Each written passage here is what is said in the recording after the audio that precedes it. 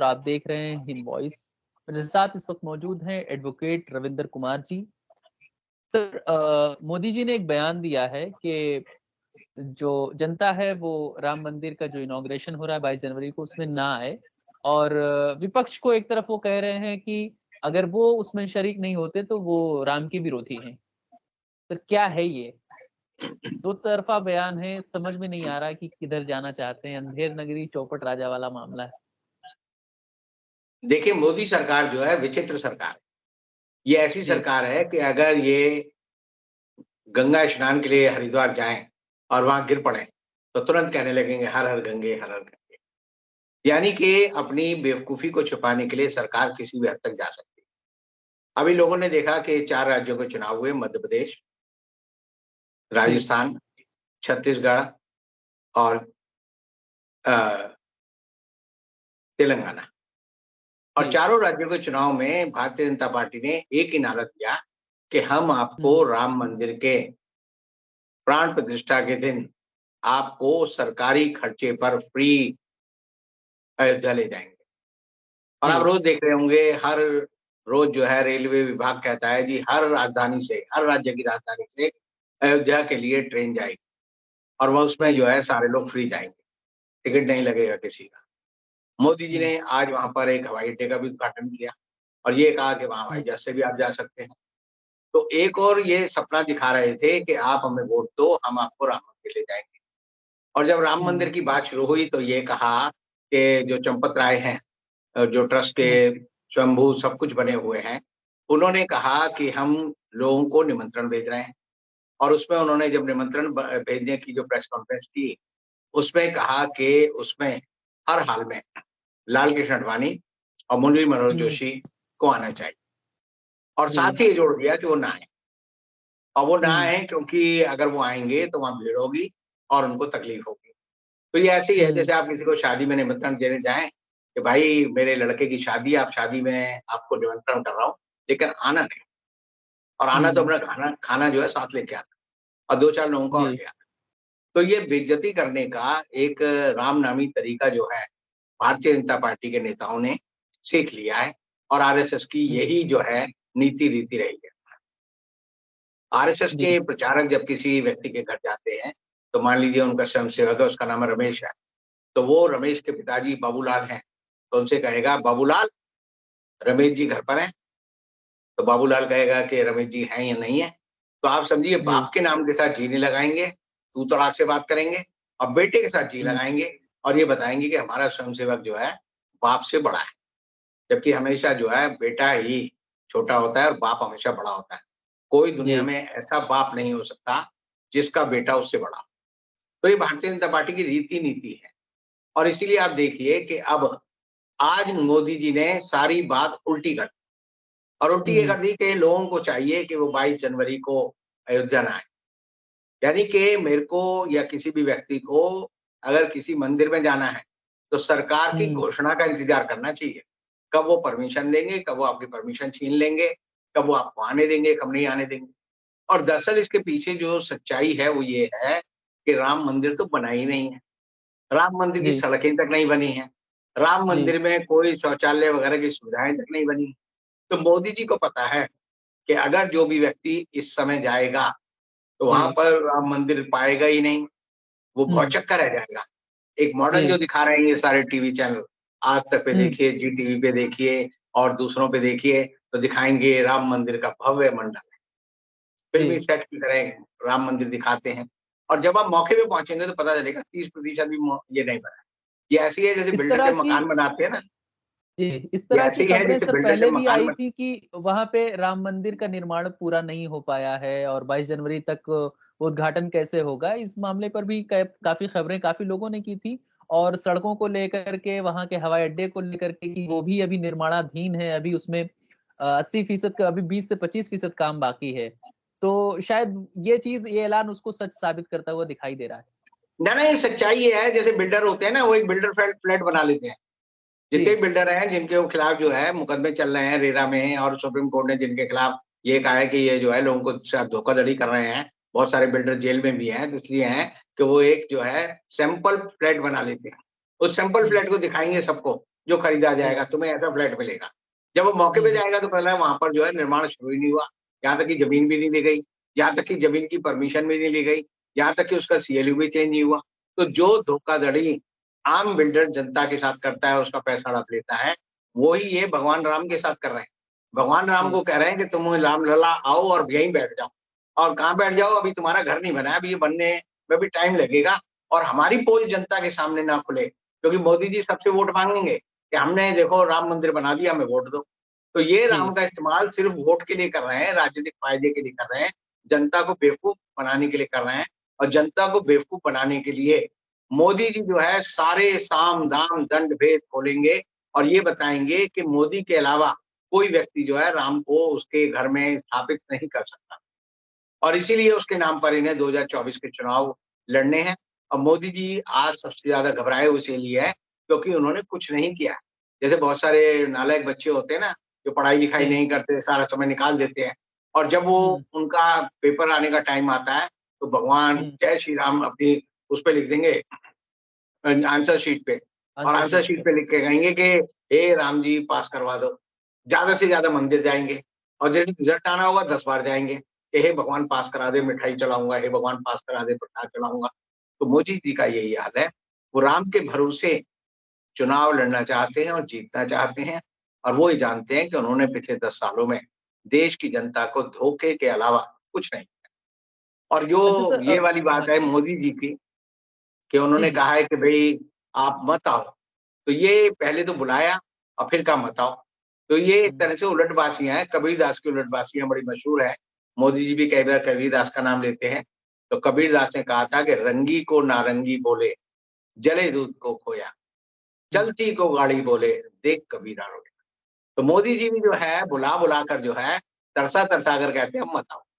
यानी जिन जी। लोगों ने तैयारी कर ली, टिकट बुक करा लिए, कपड़े सिलवा लिए कि राम जी के मंदिर जाएँगे, उन सबको मोदी जी कह रहे हैं आना नहीं, जी। आना नहीं। ये वैसे ही है जैसे वो हम एक चुटकुला सुनाते थे कि एक पुलिस वाला था, तो उसने जी। उसको अपने दरोगा को कहा कि भई ये मुलजिम आ रहा है, इसे पकड़ लो। तो उसने कहा, "छोड़ो मत, जाने दो।" जाने दो। जी। छोड़ो मत जाने दो। तो उसने छोड़ दिया, चला गया। जी। बाद में उसकी वो नहीं आया तो वो उस पे दरोगा पे नाज़िल हो गया, उस पे गुस्सा होने लगा। बोला मैंने कहा था, मैंने कब कहा इसे छोड़ो, मत जाने दो, मैंने तो ये बोला था। तो मैंने बोला था मत जाने दो, तुमने इसे जी। जाने दिया।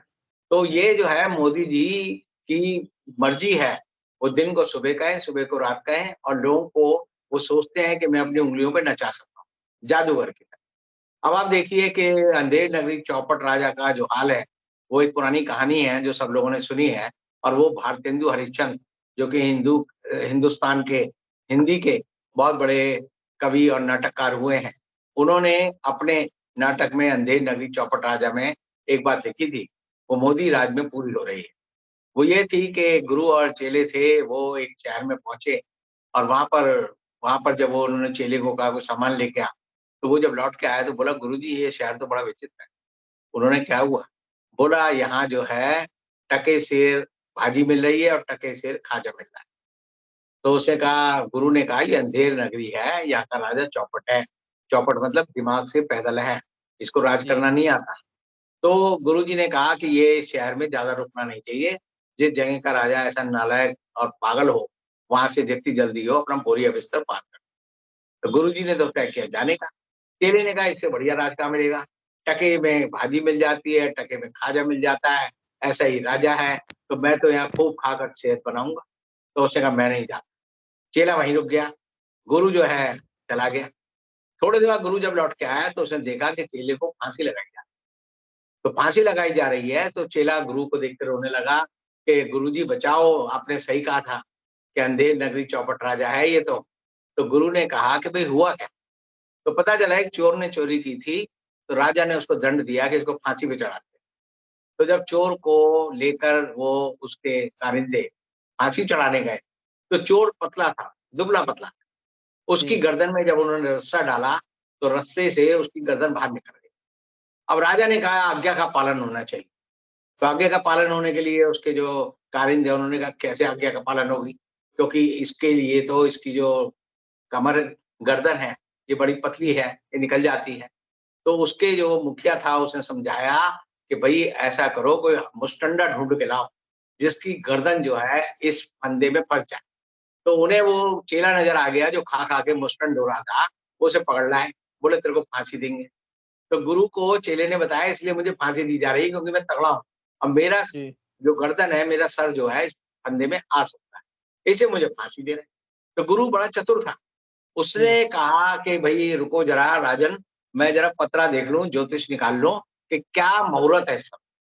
तो उसने एक नाटक किया मुहूर्त का और ये बताया कि इस समय जो भी व्यक्ति अगर जिसको फांसी होगी, वो सीधा जो हुँ, है इंद्रलोक जाएगा, स्वर्ग जाएगा। हुँ, तो हुँ, राजा को जब ये लगा कि अगर इस समय फांसी हो जाए और मैं स्वर्गलोक जा सकता हूँ, तो उसने जी, तुरंत आज्ञा दी कि ऐसा करो कि इसको बाहर निकालो, इसकी जगह फांसी मुझे दो, क्योंकि मैं स्वर्ग जाने का अधिकारी हूँ, मैं यहाँ का राजा हूँ। और उसने जो है हँसते-हँसते जो है फांसी का फंदा अपने गले में लटकाया और वो लटक गया, मर गया, उसके प्राण उठ गए। तो गुरु ने उसको कहा चेले को बेटे भाग ले। तो मोदी राज जो है वो ऐसे ही राज है, पता नहीं कब किसको गद्दी मिल जाए, कब किसको फांसी मिल जाए, कब किसको कुछ मिल हुँ, जाए। अब ये नाटक जो है आज जयपुर में बड़ा हुआ। जी। जयपुर जयपुर में में भी खबर आई सुबह से। सरकार में विस्तार हुआ है मंत्रिमंडल को लेकर यहाँ पे राजस्थान में, जी, तो उसपे भी काफ़ी खबरें आ रही हैं सर, उसके ताल्लुक से क्या कहेंगे आप? वो वही मैं कह रहा हूँ, अंधेर नगरी चौपट राजा की कहानी सबसे हुँ, ज़्यादा जो है बीजेपी शासित तीनों राज्यों में पेश हुई है। मध्य प्रदेश में भी यही हुआ, जी, छत्तीसगढ़ में भी यही हुआ और राजस्थान में भी ये हुआ। सब लोग बैठे थे पंक्ति में। मोदी जी ने अपने दूत भेजे और उन्होंने एक पर्ची से निकाली और कहा भजन लाल शर्मा को यहाँ का मुख्यमंत्री बनाया जाता है। भजन लाल ने हुँ, खुद भी सोचा था। इसी तरह उन्होंने कहा कि महेश यादव को राजस्थान का मुख्यमंत्री बनाया जाता है। इसी जी, तरह उन्होंने कहा कि हम जो है राय को जो है छत्तीसगढ़ का मुख्यमंत्री बना रहे हैं। और आज जो मंत्रिमंडल का विस्तार हुआ वो भी ऐसे ही हुआ। सुबह तक नहीं जी, पता था, कौन जी, मुख्यमंत्री के कैबिनेट में आएगा, कौन नहीं आएगा। सारे चैनल जो है हर आदमी के बारे में अलग-अलग लिस्ट जारी कर रहे थे, किसी को नहीं पता था। अंत में 3:30 बजे पता चला कि इन लोगों के नाम का चयन हुआ है। तो यानी कि हमेशा जब भी मंत्रिमंडल का विस्तार होता है, तो उसकी एक परंपरा है कि मंत्रिमंडल की सूची तैयार की जाती है, जी, राज्यपाल को भेजी जाती है। राज्यपाल का कार्यालय जो है उनके सर्टिफ़िकेट और वो चीज़ें जो है तय करता है, लिखाई जी, जाती है और लिखने के बाद उनको बताया जाता है कि राज्यपाल ने आपको इतने बजे बुलाया है, फिर उनको जी, शपथ दिलाई जाती है। लेकिन आज जो राज्यपाल के यहाँ जो नाटक हुआ, वो आखिर तक था किसी को नहीं पता कि किस हुँ, हैट में से जो है खरगोश निकलेगा, किस हैट में से कबूतर निकलेगा, किस हैट में से कौन-सा आदमी आएगा। और ये सारी बात देखकर ये लगा कि राजनीति में अब जो मंत्री हैं, उनका अपना कोई चातुर्य नहीं है, उनका कोई जीवन का कोई ध्येय नहीं है, उनकी कोई तपस्या नहीं है, उनकी कोई जी, मेहनत नहीं है, कोई डिज़र्व कर रहा है, नहीं कर रहा है। यूपीएससी में भी आने वाले समय में आईआरएस में भी आने वाले समय में, आईपीएस में भी आने वाले समय में यही होगा कि जितने लोगों ने अपने ये पर्चे भरे हैं, उनके नाम जी, की लॉटरी निकलेगी और कहा जाएगा भई तुम्हें जो है आईएएस, आईपीएस, आईआरएस राजनीतिक कार्यकर्ताओं के ऊपर एक तरह से आज तमाचे मारे हैं कि तुम जो है किसी लायक नहीं हो। मोदी की निगाह पड़ेगी तो तुम मंत्री बन जाओगे और मोदी की निगाह नहीं पड़ेगी तो तुम चाहे कितने भी काबिल हो, तुम फ़कीर बन जाओगे, तुम दर-दर भटकोगे। और ये ऐसे ही है जैसे किसी के घर में कोई भिखारी जाता है ना कि माई रोटी दे दे, उसकी मर्ज़ी हो दे दे, उसकी मर्ज़ी हो धुतकार दे, कोई तू जाए यहाँ से क्यों आके हमारा समय खराब कर रहा है।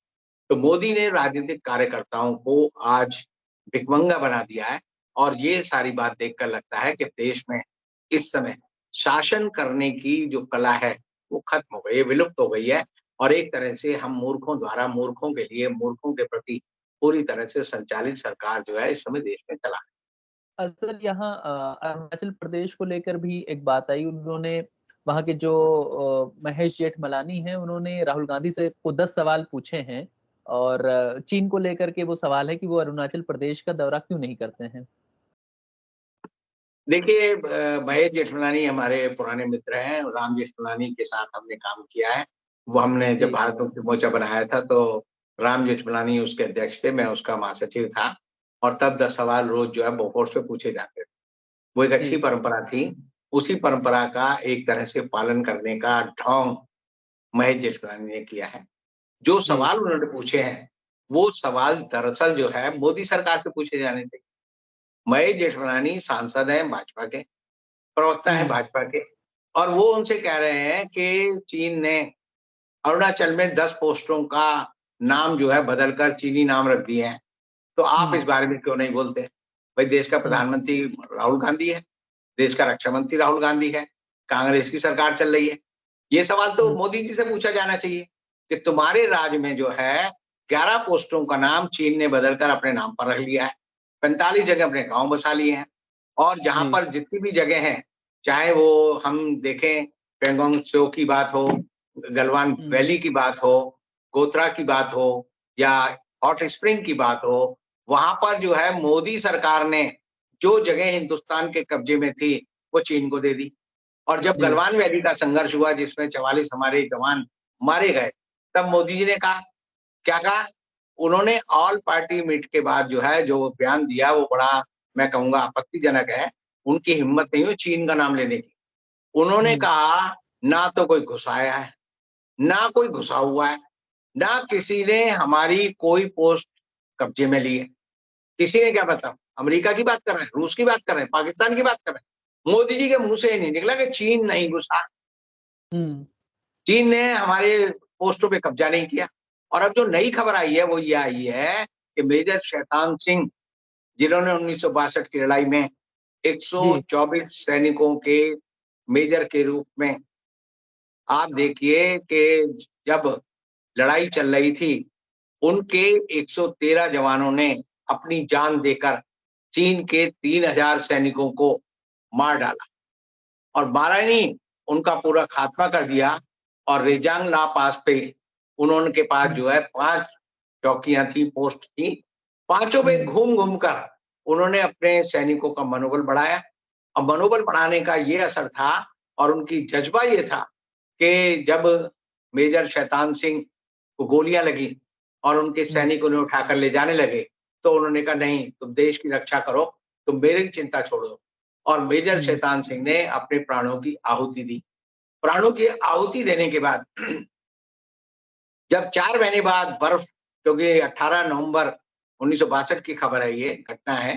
तो 4 महीने बाद क्योंकि वहाँ बर्फ जम गई थी, जब बर्फ को हटाया गया तो रेड क्रॉस की टीम ने मेजर शैतान सिंह का शव जब बरामद किया, तो उस समय भी वो हाथ में जो है अपनी जो बंदूक है, वो पकड़े हुए। यानी जी, उस रूप में उन्होंने अपने प्राण त्यागे और उनके साथ एक दूसरा सिपाही था रामचंद्र, जिसने सारा वर्णन किया कि कैसे मेजर शैतान सिंह ने चीनियों के हमले को आगे से, पीछे से, सब तरह से पूरी तरह जो है असफल किया और वो चौकी उनके कब्जे में रही। तो जिस चौकी को मेजर शैतान सिंह ने अपने कब्जे में लिया था, वो 59 ईयर यानी आप देखिए 1962 से लेकर 2021 तक भारत के कब्जे में। लेकिन जी, मोदी सरकार ने चीन सरकार को वो पोस्ट सौंप दी और उसे कहा ये बफर पोस्ट है। बफर पोस्ट मतलब हम जहाँ थे, वहाँ से हम पीछे आ गए हुँ, और उस पोस्ट को उस पे जो स्मारक बना हुआ था मेजर शैतान सिंह का, उसको चीनी सेना ने नेस्तनाबूद कर दिया, बिल्कुल मिटा दिया, खत्म कर दिया। और जी, परमवीर चक्र थे, परमवीर चक्र मिला था मेजर शैतान सिंह को। इसलिए जी, और चीन के सिपाही आज भी उनके रोंगटे खड़े हो जाते हैं मेजर शैतान सिंह का नाम सुन के, क्योंकि वो जी, जानते हैं कि मेजर शैतान सिंह नाम का ही शैतान सिंह नहीं था, बल्कि वो जी, चीनियों के लिए शैतान था। उनके लिए खौफ का विषय था और उस खौफ को मिटाना चाहते थे चीन के लोग और मोदी सरकार ने उनके साथ मिली-भगत करके उस पोस्ट को बर्बाद करवा दिया, हटवा दिया और आज वहाँ पर चीन का कब्जा है। आज भी आप देखेंगे तो पेंगांग त्से में जो स्प्रिंग हॉट स्प्रिंग है वहाँ पर जो 8 फिंगर्स वाली इलाका है, 4 फिंगर्स जिसे हम बोलते हैं, वो वाला जी, इलाका और जो है गलवान का इलाका और गोगरा का इलाका, उन सब पर जो है चीन का कब्जा हो गया है मोदी सरकार की वजह से। और ये उसका दोष किस पे सुना रहे हैं कि राहुल गांधी इसका जवाब दें। भाई हुँ, सरकार तुम्हारी है, सेना तुम्हारी है, तुम्हें जो है चीन से चीन शब्द बोलते हुए आपको डर लगता है। 26 बार जो है वहाँ के जो हमारे और वहाँ के जो बड़े अफ़सर हैं, उनकी बैठक हो चुकी है। आज तक चीन के बॉर्डर पर हमने कोई अपना सार्थक कब्ज़ा नहीं बताया है और अब राहुल गांधी को कह रहे हैं कि आप जो है अपनी जो यात्रा है, जिसे उन्होंने भारत न्याय यात्रा कहा है, इसको आप पहले तो कह रहे थे कि हम ये यात्रा जो है अरुणाचल से शुरू करेंगे और पोरबंदर तक जाएँगे। अब आप कह रहे हो कि हम तो ये जो है मिज़ोरम और नागालैंड और ये बाकी इलाकों से निकालेंगे और वहाँ से हम जो है बम्बई जाएँगे। भाई कोई पॉलिटिकल पार्टी अपना कोई प्रोग्राम बनाती है और जो भी उसमें हेर-फेर करती है, अपनी मर्ज़ी से करती है, वो क्या मोदी जी तय करेंगे कि तुम्हें कहाँ से जाना जी, है? तो आप समझिए ये सरकार जो है, सिर्फ़ कहने भर के लिए बताना चाहती है कि हम चीन के खिलाफ हैं। आज भी मोदी जी के अंदर हिम्मत है, तो कह दें कि 2024 में चीन से हम अपनी भूमि वापस लेंगे। ये सेंटेंस मोदी जी नहीं, मोदी जी की सरकार के जो रक्षा मंत्री हैं राजनाथ सिंह, वो भी नहीं बोलेंगे। जी, हमारे जी, सेनाध्यक्ष भी नहीं बोलेंगे। नहीं कहेगा हम चीन से अपनी ज़मीन एक-एक इंच ज़मीन जो है खाली कराएँगे, क्योंकि फिर ये जो है एक तरह से चीन का नाम लेना पड़ेगा। इन्होंने तो चीनी खानी तो छोड़ दी है। ये चाय में कोई इनसे पूछे भाई चीनी लोगे? ये तो चीनी नहीं जी, बोलते हैं, कहेंगे हाँ शक्कर लेंगे, मीठा जी, लेंगे।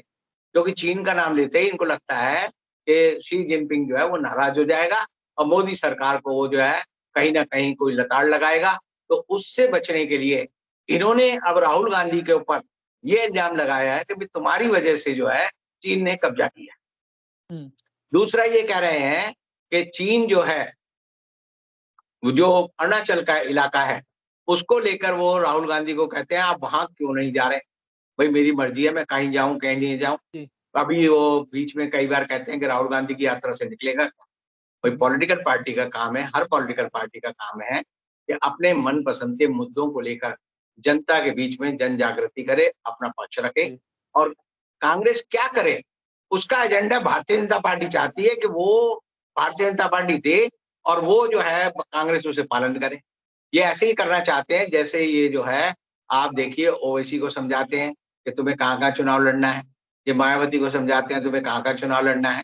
ये केजरीवाल को सिखाते हैं कि तुम्हें जो है कांग्रेस को हराने के लिए जहाँ-जहाँ कांग्रेस मजबूत है जिन राज्यों में, वहाँ चुनाव लड़ना है। हुँ, आप एक बात देखेंगे कि अरविंद केजरीवाल की पार्टी उन स्थानों पर ही चुनाव लड़ती है, जहाँ पर कांग्रेस दूसरे नंबर की या आमने-सामने के मुकाबले में सबसे आगे होती है। अरविंद केजरीवाल केरल चुनाव लड़ने नहीं जाएँगे, वो जी, तमिलनाडु नहीं जाएँगे, वो आप देखेंगे कि आंध्र प्रदेश भी नहीं जाएँगे, वो उड़ीसा भी नहीं जी, लड़ेंगे। तो वो जो है बीजेपी की बी टीम है, आरएसएस की बी टीम है और जो वो उन्हें समझाते हैं, उनके हिसाब से वो कार्रवाई करते हैं और इसीलिए ये राहुल गांधी पर हमलावर होने के लिए नाटक कर रहे हैं कि हम 10 सवाल हुँ। पूछ रहे हैं। ये 10 के 10 सवाल जो है, अगर आप राहुल गांधी का नाम हटा दें और लिख दें नरेंद्र मोदी तुम जवाब दो, तो कल ही जो है हुँ, महेश जेठमलानी को ये लोग उसी तरह बाहर कर देंगे, जिस तरह हुँ। राम जेठमलानी को भारतीय जनता पार्टी ने अपनी पार्टी से बाहर निकाल दिया। बहुत-बहुत शुक्रिया सर हमसे बात करने के लिए। आपने वक़्त दिया इसके लिए आपका बहुत-बहुत शुक्रिया। आप सभी लोग देखते रहे हिंद वॉइस।